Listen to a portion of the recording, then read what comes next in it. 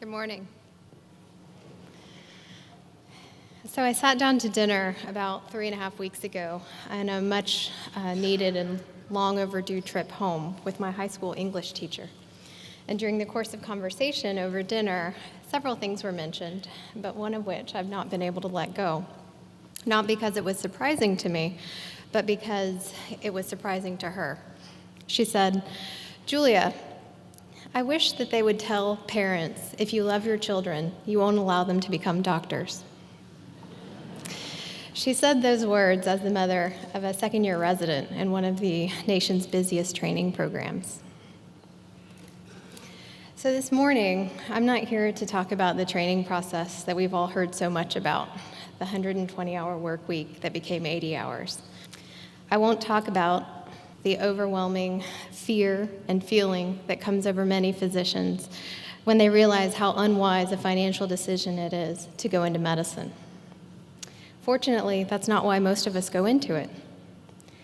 I'm here to talk about life after training, when the camaraderie or commiseration disappears, when the end of training is behind you, and when there's no one to talk to after you've told your 8th patient of the day that they're dying, and that some of those patients are younger than you are. Psychologists have told us that there are 3 life events that change a person fundamentally forever: becoming a mother, living through war, and becoming a doctor. While the training process, with all of its pains, the deepest of which is emotional, wreaks havoc on our lives, the sense of despair after completing it, the realization that this is what we have worked so long and so hard for, is far worse. On that graphic, peak idealism occurs on the left, and despair starts halfway through and continues on. Let me share with you some sobering statistics that you may or may not be aware of. 60% of doctors would not recommend medicine as a career choice for their children. 5 out of 6 of us feel like the field is in decline. Beyond that, it's very well established that physicians have an especially high suicide rate. Physicians kill themselves at a rate that is double that of the general population. Approximately 1 U.S. physician commits suicide every day. That's 3 graduating medical school classes every year. The statistics that you're currently seeing roll out with healthcare reform, that there will be a physician shortage by the year of 2025, does not take into account the numbers of doctors that are leaving medicine as a profession or leading this world as a person. The internet is filled with these stories. Most of these occurred within the past month. So how did we get so far from the noble calling that motivated us from such a young age? What is causing so much workplace distress that people would choose death over work? The speculation abounds. There's limited time to see patients, to document, to talk to other providers, to explain plans, and for those of us in academics, to teach and do meaningful research. If any of you round with me or sit in on any of my clinic visits, you know how incredibly protective of my time with patients I am. Phone calls are not answered, family members are silenced, the Price is Right is turned off, and the patient is asked to tell their story. For me, it is a sacred time. In listening to them, listening to when they pause, watching how they breathe, examining their expressions as they discuss their disease, and getting to know what they know, as well as what they're in florid denial of, we connect. The opportunities for connection are being cut off these days. We are asked to do more and more with less and less, fewer and fewer resources. Speculation, too, includes the complexity of medical care that's outpacing our ability as humans to keep up with it. The volume of new information, technology, and studies are moving astoundingly quickly in medicine. This is to be proud of.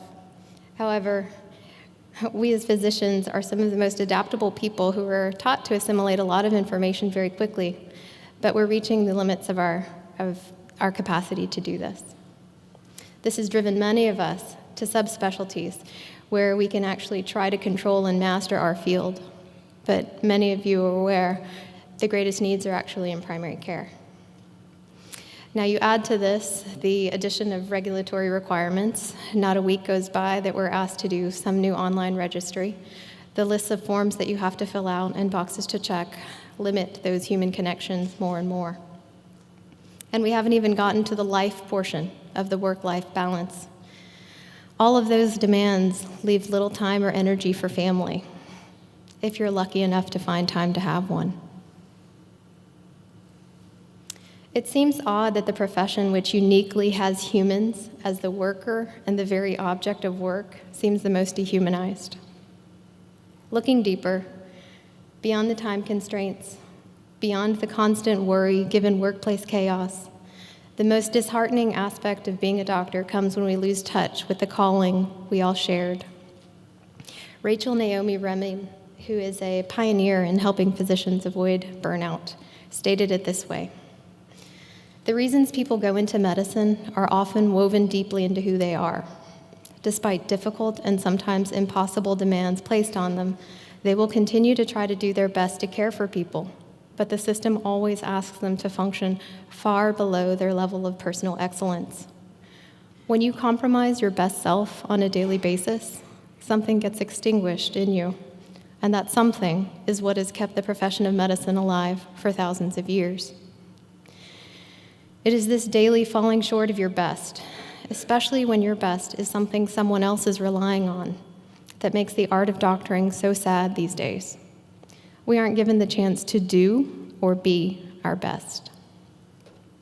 That picture is a picture of my desk, and the liquid underneath it are my tears. For me, the insidious nature of training did not just train me to use my hands or to diagnose or treat, or heart to listen and cheer. It also played into my natural tendencies to seek approval of hierarchical constructs as if they were the ultimate. I remember as a young girl receiving advice from my very practical father. "You were born with 2 strikes against you. You're a girl and you're a person of color. You'll have to work twice as hard as those around you to earn your place in this world." The strong work ethic that accompanies many of us in careers with markedly delayed gratification and the drivenness behind it led me to believe my worth was in the grades that I got, the feedback from attendings and chiefs, from patients actually getting better, or from research grants funded. For many of us, especially as Christians, it can be incredibly tempting to yoke your workplace or academic performance with the judgment of God, especially when you feel your vocational calling has spiritual significance. Believe you me, it is entirely possible, with very true sincerity and with heart vetting every step along the way, in church and outside of it, to make this mistake for years.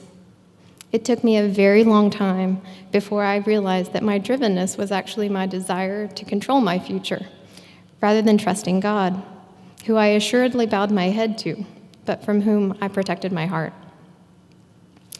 While I'm grateful that that drivenness kept me awake during many long nights, kept me focused amidst simultaneously crashing patients in the ICU, and keenly in tune with the analysis of big data, I realized that at some point, all of these survival strategies that made me so good while I was learning a skill are actually maladaptive once I got it. What it takes to get there is not always what it takes to stay there. From my own experience, I know it is truly hard to trust God when surrounded by death, hearing the crunch of ribs as he mercilessly tries to steal someone back from the grip of death. It is hard to trust when standing in a pool of blood of someone who is just awake and talking to you minutes before.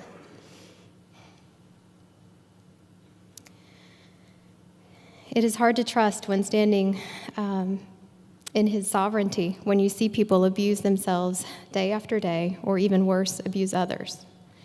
The rapid fire of these traumatic events and the inability to process them are enough to rob anyone of their humanity.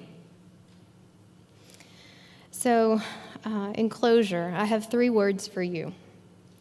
To those of you who are very deep in struggle with your own humanity, who are filled with self-doubt, at the end of your physical, mental, and if you're aware of it, emotional strength. Those of you that are concentrating on the strikes against you rather than the kingdom behind you, and overwhelmed by the work ahead of you. Know this: it is finished.